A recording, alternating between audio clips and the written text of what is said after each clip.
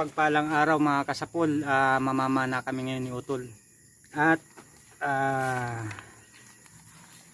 babalasahin na natin yung bagong spear gun na in-order ko. Sana makasapol ito ng malalaki. Ayan, tingnan natin. Ayan. Yun. Ayun. So bali ito ang gagamitin ko ngayon at titestingin na natin kung ano mapapana nito. Yun. Sana makarami kami. Makaswerte ito. Okay. Nagre-ready na kami ng mga gamit para lumusong na kaagad. Ayun. Malamig ngayon pero okay lang yan. Sana makarami kami. Thank you po.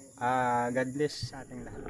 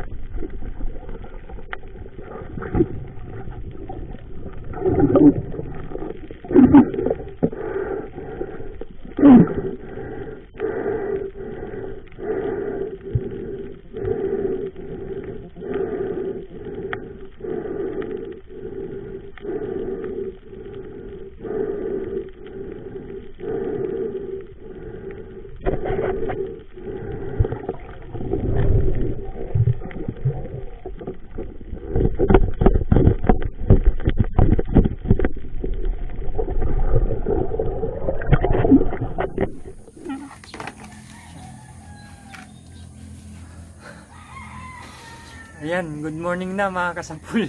Inaabot kami ng umaga eh.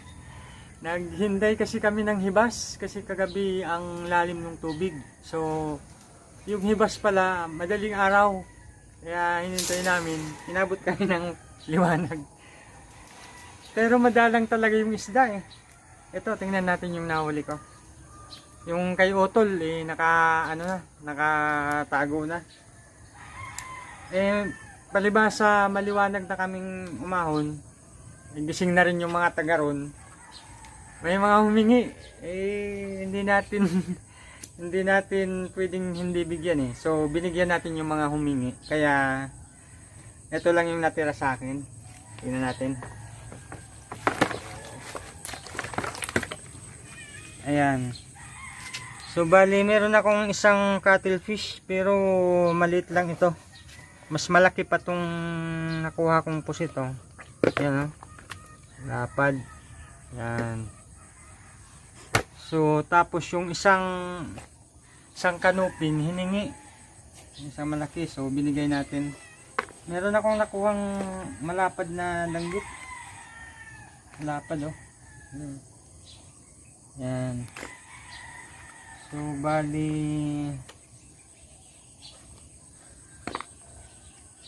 yan, ito lang lahat yung mga huli ko. Yan o. Yan. Meron din saang. Lapad din yung anak ko. Okay.